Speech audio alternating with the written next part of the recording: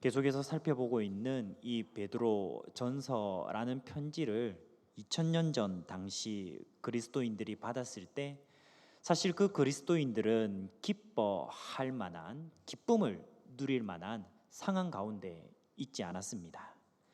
베드로 전서를 우리가 살피기 시작하면서 처음 나누었던 배경을 통해서도 잘 볼 수 있었습니다. 그것은 바로 지중해 전역을 장악하고 있던 로마 제국으로부터 그리스도인들을 향하여 직접적으로 또 본격적으로 박해를 시작했기 때문입니다. 이 박해로부터 살아남기 위해 그리스도인들은 여러 곳으로 흩어질 수밖에 없었습니다. 하루아침에 삶의 터전을 잃고 떠도는 나그네 신세로 전락해버리고 맙니다. 나그네로 각기 찾아간 곳의 본토인들은 그리스도인들에게 호의를 베풀기는커녕 도리어 차별과 박해를 가하고 말았습니다. 이러한 상황 속에서 어느 누가, 어느 그리스도인이 쉽사리 기뻐할 수 있었을까요? 오늘 말씀 중 6절 앞부분에서도 이야기하고 있듯이 이러한 일을 당했던 당시 그리스도인들의 심정은 이와 같았습니다. 그러므로 너희가 이제 여러 가지 시험으로 말미암아 잠깐 근심하게 되지 않을 수 없으나, 여러 가지 어려움과 또 여러 가지 시험, 여러 가지 핍박과 박해, 고난들이 그들을 덮쳤습니다. 그래서 분명히 여기에서 표현하고 있듯이 근심하게 되지 않을 수 없었던 당시의 상황입니다. 자, 그런데 근심하게 되지 않을 수 없을 만한 어려움, 이 고난과 박해를 만났음에도 불구하고 당시 그리스도인들의 반응은 어떠하였을까요? 6절 말씀 뒷부분에서와 같이 그들의 반응은 오히려 크게 기뻐하였다라고 말하고 있습니다. 여기에 등장하는 크게 기뻐하다라는 표현이 있습니다. 이 헬라어 원어의 뜻이 참 우리에게 흥미롭게 다가옵니다. 왜냐하면 이 원어는 그저 대수롭지 않게 또 평상시와 별 다르지 않게 기뻐한다라는 의미로 끝나지 않기 때문입니다. 어떻게 기뻐합니까? 얼마나 크게 기뻐합니까? 기뻐서 껑충껑충 뛸 정도로 기쁨이 충만한, 기쁨이 가득한 상태를 이 단어가 표현하고 있습니다. 어려운 상황, 또 녹록치 않은 환경, 그리고 쫓겨 다녀야만 했던 이 모든 일들 가운데서도 그리스도인들은 크게 기뻐할 수 있었습니다. 껑충껑충 뛸 정도로 기쁨이 가득할 수 있었던 이유 무엇일까요? 2000년 전 당시 그리스도인들이 가졌던 이 기쁨과 동일하게 오늘날 우리에게도 주어지는 기쁨, 어떠한 상황 속에서도 그리스도인이 기뻐할 수 있는 이유는 무엇일까요? 첫째, 그리스도인의 기쁨은 예수님을 믿어 영혼 구원 받는 기쁨입니다. 오늘 말씀 중 8절, 9절을 다 함께 한 목소리로 읽으시겠습니다. 예수를 너희가 보지 못하였으나 사랑하는도다. 이제도 보지 못하나 믿고 말할 수 없는 영광스러운 즐거움으로 기뻐하니 믿음의 결국 곧 영혼의 구원을 받음이라. 아멘. 베드로 사도는 방금 읽었던 말씀 중 8절을 통해서 이 베드로 전서라는 편지를 받는 그리스도인이 어떠한 정체성을 가지고 있는지 다시 한번 강조하고 있습니다. 다시 쉽게 말하면 그리스도인은 예수님을 대하는 태도에 있어서 이러한 사람이다라는 사실을 가리킵니다. 그리스도인은 예수님을 어떻게 대합니까? 예수를 사랑하는도다. 예수를 사랑하는 사람이 바로 그리스도인임을 다시 한번 힘주어 이야기합니다. 사실 베드로 사도의 편지를 받던 수신자들은 예수님을 직접 만나 보지는 못했던 사람들입니다.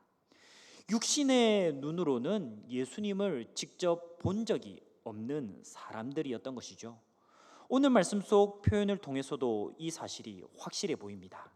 너희가 보지 못하였으나, 또 뒤에 이제도 보지 못하나. 하지만 예수님에 대한 기쁜 소식, 곧 기쁜 복음을 들을 수 있었습니다.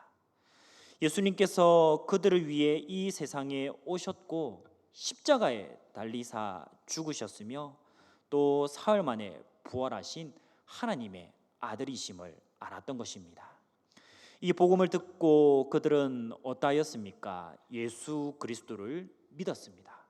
구원자와 자신들의 삶의 주인으로 예수 그리스도를 믿었을 뿐만 아니라 그 믿은 예수 그리스도를 풍성히 사랑할 줄 알았던 것입니다. 자, 이처럼 예수님을 믿고 예수님을 사랑함으로 2000년 전 당시 그리스도인들이 누린 결과는 무엇이었을까요? 오늘 말씀에서와 같이 믿고 말할 수 없는 영광스러운 즐거움으로 기뻐한다라고 이야기합니다. 이것은 그들 자신 스스로의 고백이었을 뿐만 아니라 이 베드로가 사도가 보기에도 충분한 기쁨으로, 풍성한 기쁨과 영광스러운 즐거움으로 그들이 누리고 있음을 잘 알려줍니다. 믿고 말할 수 없는 영광스러운 즐거움으로 기뻐하였다는 것은 그처럼 형언할 수 없을 정도의 기쁨으로 가득했음을 알 수 있습니다. 예수님께서 누구이신지를 복음을 통해 알았기 때문입니다. 예수님께서 자신들을 위해 하신 일이 무엇인지를 누구보다도 풍성히 복음을 통해 알았기 때문입니다. 예수님이 누구신지를 알므로 또 예수님께서 자신을 위해 하신 일이 무엇인지를 알므로 누리는 기쁨을 우리 또한 동일하게 누리고 있는 줄 믿습니다. 그리고 예수님을 믿는 일 자체로 우리가 이렇게 기쁨을 누릴 수 있을 뿐만 아니라 자연스럽게 뒤따라 나오는 기쁨이 또 있습니다. 예수님을 믿음으로 믿음의 결국 곧 영혼의 구원을 받습니다. 9절 말씀 속 구원을 받는다라는 표현이 등장하죠. 이 표현은 이 헬라어 원어에서 수동태라는 형태로 등장합니다.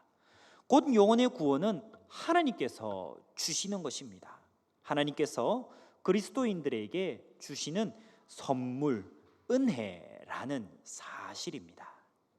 이 은혜의 선물은 예수님을 믿는 그때로부터 즉시로 주어지는 영혼의 구원입니다. 모두 잘 아시는 말씀이실 텐데 요한복음 3장 16절을 다 함께 한 목소리로 읽으시겠습니다. 하나님이 세상을 이처럼 사랑하사 독생자를 주셨으니 이는 그를 믿는 자마다 멸망하지 않고 영생을 얻게 하려 하심이라. 아멘. 너무 잘 아시는 말씀이시죠? 예수님을 믿는 그리스도인은 믿음으로 말미암아 영혼 구원을 선물로 그저 은혜로 받는 줄 믿습니다. 베드로전서의 수신자였던 2000년 전 그리스도인들은 어떠하였습니까? 예수님을 만나보거나 또 육신의 눈으로 직접 보지는 못하였습니다. 하지만 그럼에도 불구하고 예수님을 복음을 통해 들어 믿고 또 풍성히 사랑할 수가 있었습니다. 이처럼 동일하게 오늘날 우리 또한 예수님을 직접 만나보지는 못하였으나 또 예수님을 직접 눈으로 보지는 못하였으나 예수님을 믿고 또 예수님을 사랑하는 줄 믿으시기를 원합니다.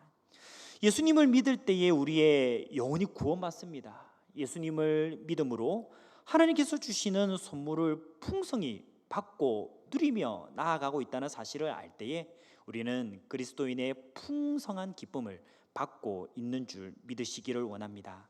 무엇보다도 예수님을 믿고 또 영혼의 구원을 받음으로 누리는 이 그리스도인의 기쁨은 상황에 따라서 흔들리거나 변하지 않습니다. 퇴색되지 않습니다. 예수님께서는 항상 계신 분이시기 때문입니다.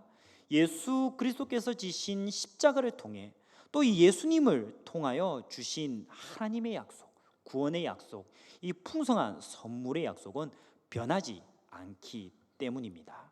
오늘날 늘 우리 가운데 계셔 동일하게 우리의 중보자 되신 예수 그리스도를 기쁨으로 바라보며 나아가시기를 원합니다. 늘 변하지 않고 신실하게 우리와 함께 하시는 삼위 하나님의 이 구원의 은혜 가운데 동일하게 누리는 기쁨을 더욱 바라보시기를 원합니다. 또 우리는 2000년 전 당시 그리스도인들이 가졌던 기쁨처럼 어떠한 그리스도인의 기쁨을 또 가질 수가 있을까요? 둘째, 그리스도인의 기쁨은 마주한 어려움과 시험을 잠깐 지나가는 것으로 여길 줄 아는 기쁨입니다. 자, 오늘 말씀 중 6절을 다 함께 한 목소리로 읽으시겠습니다. 그러므로 너희가 이제 여러 가지 시험으로 말미암아 잠깐 근심하게 되지 않을 수 없으나 오히려 크게 기뻐하는도다. 아멘. 2000년 전이나 오늘날이나 동일하게 시험과 여러 어려움, 고난을 만나면 그리스도인들은 대개 근심하기 마련입니다. 6절 말씀 속에 표현된 여러 가지 시험이라는 것은 하나님께서 주시는 징벌을 당시에 가리키지 않았습니다. 오히려 당시 그리스도인들을 향해 세상 사람들이 나타내는 반응을 나타냅니다. 당시 그리스도인들은 어떠하였습니까? 로마 황제를 신으로 섬기지 않았습니다. 로마의 이방 신전에서 드리는 제사를 거절하였습니다. 로마의 정치적인 이상을 지지하지 않기도 하였고 이방 문화의 부도덕함에 저항하는 모습을 보여주기도 하였습니다. 물론 이러한 그리스도인들의 모습은 믿음으로부터 또 말씀으로부터 비롯된 것입니다. 그러니 이러한 모습을 가졌던 그리스도인들을 향하여 로마 제국을 비롯한 많은 세상 사람들은 여러 가지 핍박과 또 어려움을 그들에게 던져주고는 하였습니다. 자, 이러한 상황 속에서도 불구하고 당시 그리스도인들의 반응과 태도는 과연 어떠하다고 말씀하고 있습니까? 오히려 크게 기뻐합니다. 왜냐하면 자신들이 맞닥뜨린 이 어려움과 고난, 이 시험을 잠시 마주하는 일로 여길 줄 알았기 때문입니다. 사실 예수님을 믿어 영혼의 구원을 받은 그리스도인의 삶에도 여전히 변하지 않고 시험과 어려움과 고난이 함께 다가오기도 합니다. 이처럼 하나님의 은혜로 인한 기쁨과 확신을 빼앗아 갈 만한 복병이 여전히 그리스도인의 삶의 주위에 도사리고 있다는 것입니다. 사탄의 유혹과 시련, 또 세상 속에서 믿음으로 말미암아 당하는 핍박과 어려움들이 있습니다. 이러한 이들은 마치 구원받은 그리스도인이라 할지라도 넘어뜨릴 만한 것으로 비춰지기도 합니다. 하지만 참된 그리스도인은 이 모든 과정을 겪고 있다 하더라도 기뻐할 수 있습니다. 왜냐하면 이 모든 일 또한 하나님 안에 있다는 사실을 그 누구보다도 잘 알고 있기 때문입니다. 하나님께서는 어떠한 분이십니까? 우리가 믿고 의지하며 순종하여 나아가는 하나님 아버지는 어떠한 분이십니까? 온 우주 만물의 창조주가 되십니다. 지금도 온 세상 역사를 주관하고 계시는 분이십니다. 그리고 그리스도인들의 삶뿐만 아니라 모든 사람들의 삶을 주장하시는 주관자가 되십니다. 그러므로 하나님께서는 그리스도인들이 이 땅 위에서 당하는 어려움과 고난을 잠시 지나갈 것이 되게 하십니다. 이 땅 위에서 당하는 어려움과 슬픔이 지나가는 것이 되도록 하나님께서 정하신 때가 있다는 사실을 바라보시기를 원합니다. 당시 흩어져 핍박 당하고 있던 그리스도인들이나 또 베드로 사도나 동일하게 그들이 가지고 있던 믿음, 그들이 동일하게 소망하고 있던 내용은 무엇이었을까요? 바로 마지막 날에 다시 오실 예수 그리스도의 재림을 믿는 믿음이었습니다. 7절 말씀에서 엿볼 수 있듯이 그들은 예수 그리스도께서 나타나실 때, 이 날을, 이 때를 소망했습니다. 이유가 무엇입니까? 그때에는 예수 그리스도께서 다시 우리 가운데 나타나실 그 마지막 날에는 지금 맞닥뜨리고 있는 핍박과 어려움과 고난과 모든 시험이 끝나게 될 것을 소망하고 믿었기 때문입니다. 오늘날 예수 그리스도를 동일하게 믿는 믿음으로 나아가고 있는 우리는 어떠한 모습을 가져야 할까요? 마주한 어려움과 고난으로 그만 주저앉아 버리고 계셨다면 이 어려움과 고난을 잠시 지나갈 것이 되게 하시는 하나님의 이 큰 뜻을 바라보시기를 원합니다. 다시 오실 예수님을 우리가 더욱 소망하며 또한 바라보며 나아갈 때에 우리가 마주한 모든 어려움과 고난과 시험이 끝이 있다는 것을 더욱 알게 될 것입니다. 구원받은 그리스도인이라 할지라도 걸어가는 인생길에서 이와 같이 힘든 시기를 만날 수가 있습니다. 하지만 하나님이 어떤 분이신지를 아는 그리스도인이라면 자신이 무엇을 소망하고 있는지를 더욱 알고 있는 그리스도인이라면 슬퍼하기보다는 오히려 기뻐할 줄 압니다. 자신이 맞닥뜨린 이 어려움과 고난이 잠깐 지나가게 되는 일로 그치게 될 것을 잘 압니다. 2000년 전 당시 베드로전서의 수신자들과 같이 당시 그리스도인들과 같이 고난 속에서도 기뻐할 줄 아는 우리 모든 성도님들이 되시기를 원합니다. 또 우리는 2000년 전 당시 그리스도인들이 가졌던 기쁨처럼 어떠한 그리스도인의 기쁨을 가질 수가 있을까요? 셋째로 그리스도인의 기쁨은 마지막 날의 칭찬과 영광과 존귀를 얻는 기쁨입니다. 오늘 말씀 중 7절을 다 함께 한 목소리로 읽으시겠습니다. 너희 믿음의 확실함은 불로 연단하여도 없어질 금보다 더 귀하여 예수 그리스도께서 나타나실 때에 칭찬과 영광과 존귀를 얻게 할 것이니라. 아멘. 앞서 8절, 9절 말씀을 통해 그리스도인이 마주할 수 있는 어려움과 고난을 무엇으로 여기도록 나누었습니까? 잠깐 지나갈 것. 나중에 마지막 날 예수님께서 다시 오실 그날에 끝이 날 어려움과 고난으로 여길 줄 아는 것이 바로 그리스도인의 기쁨이요 유익이라고 말씀을 드렸습니다.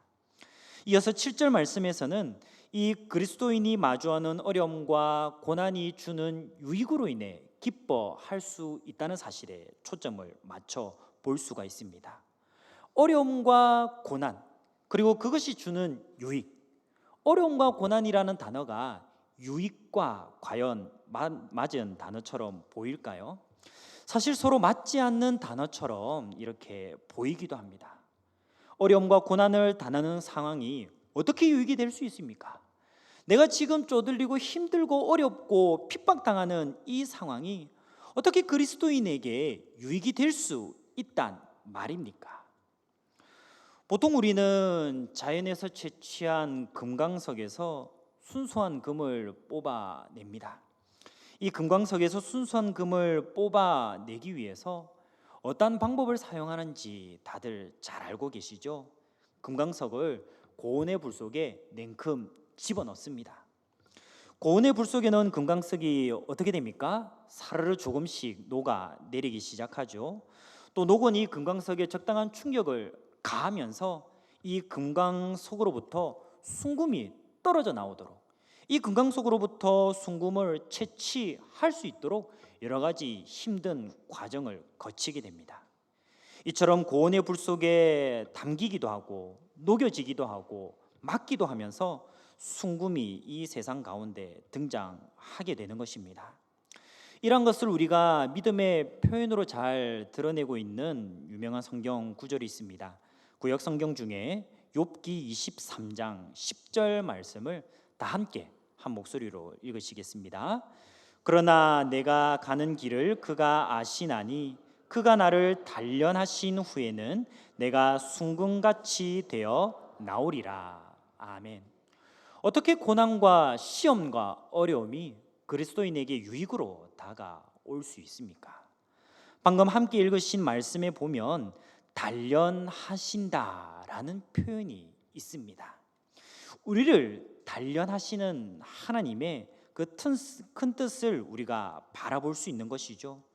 이처럼 여러 가지 시험과 어려움은 오히려 그리스도인의 믿음과 그의 신앙을 더욱 순수한 것으로 단련시키는 유익이 있는 것입니다.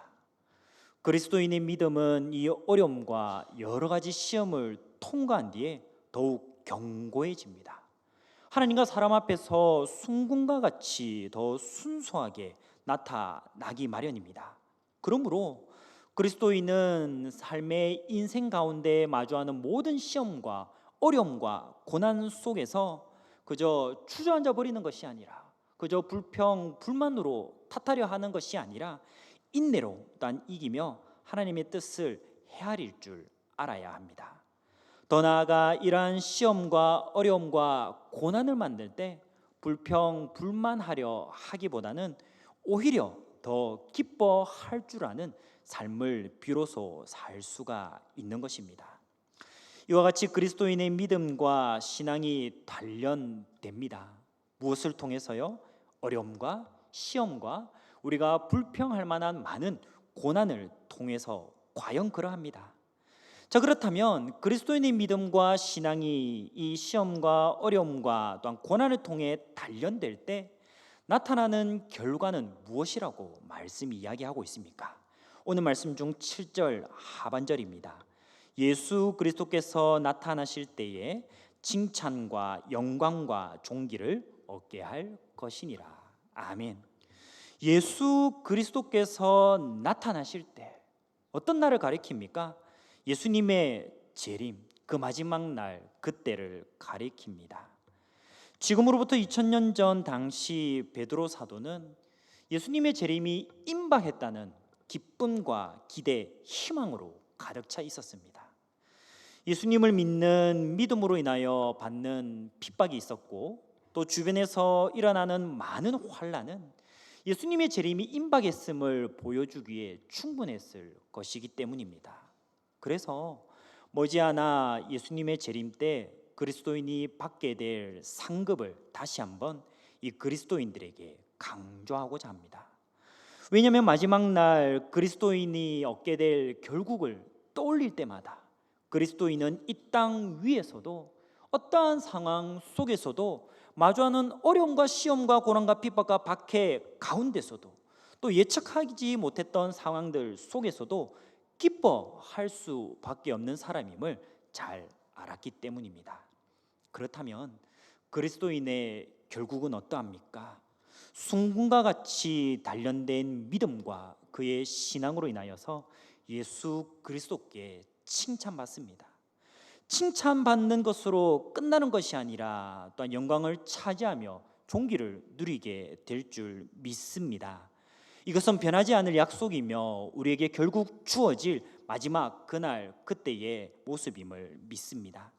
이 변하지 않을 사실을 우리가 말씀의 약속을 통해 바라볼 때 이 땅 위에서 맞닥뜨리는 모든 상황과 예기치 않은 어려움 속에서도 그리스도인답게 기뻐할 수 있습니다.